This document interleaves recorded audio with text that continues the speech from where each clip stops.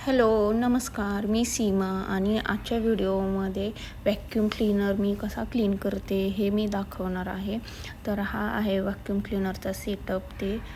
हे मशीन आहे, ते चार्जिंग पॉईंट आहे आणि हा आहे व्हॅक्यूम क्लीनर. तर सर्वप्रथम मी चार्जिंग पॉईंटमधून व्हॅक्यूम क्लीनर बाहेर काढून घेतला आणि वरच्या साईडला ही असते डस्टबिन. तर ती पहिले डस्टबिन क्लीन करून घ्यायची आहे.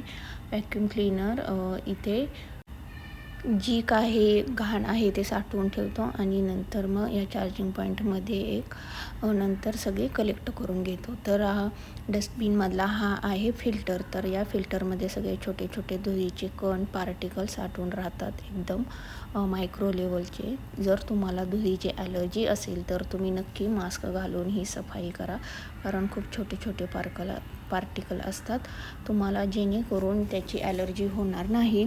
तर हे आहेत पाठीमागे 2 ब्रश, हे 2 मेन ब्रश आहेत आणि हे ब्रश पण क्लीन करून घेतले मी एकदम. यामध्ये काही धागे, दोरे किंवा केस असतील तर ते काढून घ्यायचे आहे. ते जर का तसेच अडकून राहिले तर ब्रश व्यवस्थित काम करत नाहीत आणि मग ब्रशचा ती स्पेस आहे तो पण क्लीन करून घ्यायचा आहे. मग इकडं वरच्या डस्टबिनच्या साईडला पण थोडी धूळ होती, ती मी क्लीन करून घेतली एकदम. नंतर खाली जो आहे तो आहे हा ट्रे. इथे मॉप क्लीन केला जातो. स्वच्छ पाणी घेऊन क्लीन करून मग जे घाण पाणी आहे ते हे टँकमध्ये साठवलं जातं. तर ही आहे मेन डस्टबिन. पूर्ण घराची क्लिनिंग झाल्यानंतर लास्टला हा व्हॅक्यूम क्लीनर इथं चार्जिंग पॉईंटच्या इथे येऊन सगळी घाण या बॅगमध्ये साठवतो. तर या बॅग तुम्ही 15 दिवसातून, महिन्यातून एकदा नक्की क्लीन करा. खूप जास्त घाण असते, आपण इमॅजिन करू शकत नाही एवढी. तर ही बघा, ही माझी महिन्याभराची घाण असेल. ही सगळी धूळ आहे, बाकी काहीसुद्धा नाही आहे. इकडे दुबईला घरामध्ये एवढा कचरा होत नाही, जसं आपल्या इंडियाला काळी धूळ किंवा माती येते तेवढी अजिबात नाही. तरी पण महिन्याची ही घाण आहे सगळे. इथे जे डस्ट असतं ना, आपण झाडल्यानंतर झाडूने जी इकडे तिकडे बसते, ते अजिबात होत नाही. हे सगळं डस्ट व्हॅक्यूम करून घेतं, त्यामुळे आपल्याला डस्टिंगचा पण त्रास होत नाही. नंतर मग डस्टबिनची जागा वगैरे मी एकदम क्लीन करून घेतली टिश्यू पेपरने. हा पण एक ट्रे आहे की जो चार्जिंग पॉईंटला जाण्यासाठी व्हॅक्यूम क्लीनरला हेल्प करतो. तर हा पण मी एकदम क्लीन करून घेतला आणि मग आता आपण याचा मॉप काढून घेऊया.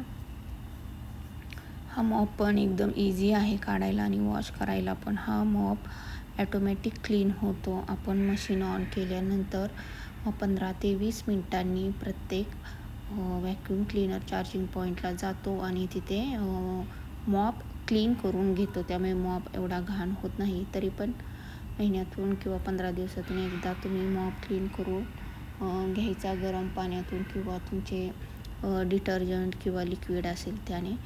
तर हे आहे डर्टी वॉटर टँक, की ज्यामध्ये मॉप क्लीन केल्यानंतर पाणी साठवलं जातं. हा टँक तुम्ही प्रत्येक वेळी क्लीन करा, जेव्हा पण तुम्ही क्लिनिंगला लावाल. नंतर हे घाण पाणी ओतून देऊन टँक क्लीन करून ठेवायचं आहे. नाही तर त्या घाण पाण्याचा मग वास येतो. हा टँक तेवढा डेली क्लीन करायचा.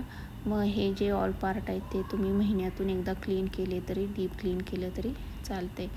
जे पण पार्ट काढले होते मी ते सगळे क्लीन करून घेतलेले आहेत.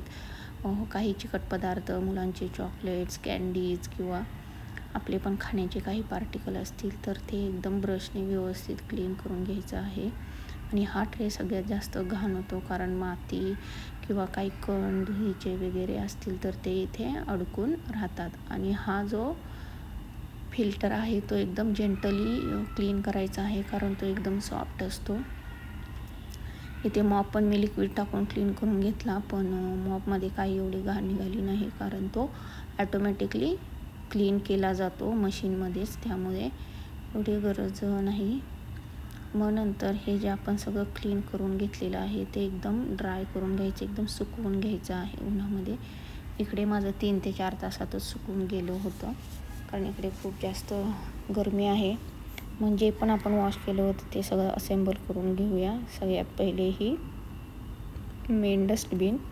देन पाठीमागे मग ब्रश, इथले डस्टबिन, फिल्टर वगैरे सगळं. तुम्ही महिन्यातून एकदा फिल्टर पण चेंज करू शकतात. तुमच्या ह्याच्यावर तुम्ही किती डेली यूज करताय, मशीन कशी यूज करताय त्याच्यावरती तुमचा फिल्टर किती घाण झाला आहे तुम्ही चेंज करू शकता. नंतर मग इकडे हे 2 कलरचे ब्रश दिसतील तुम्हाला, ब्लॅक आणि रेड. तर तिथे तसे सिम्बॉल दिलेले आहेत. रेडला रेडच कनेक्ट करायचा आहे आणि ब्लॅकला ब्लॅकच कनेक्ट करायचा आहे. हे ब्रश व्यवस्थित क्लीन करून घ्यायचे आहेत, नाहीतर हे ब्रश जाम झाले की मग मशीन लगेच नोटिफिकेशन देतं ॲपमध्ये, your brush is jam. So मग आपल्याला चेक करायला लागतो. आणि नंतर मग हा ट्रे वगैरे असेंबल करून घेऊया. ही मशीन वापरायला एकदम सोपी आहे. ॲप डाउनलोड करून घेतल्यानंतर मग एका क्लिकमध्ये तुम्ही सगळं घर साफ करून घेऊ शकता. आणि हा एक क्लीन वॉटर टँक, त्यामध्ये पाणी ओतून तुम्ही मशीन सुरू करू शकता. मशीन सुरू करायच्या आधी तुम्ही नेहमी चेक करा वॉटर टँक भरलेला आहे का क्लीन, तरच मॉप क्लीन होईल.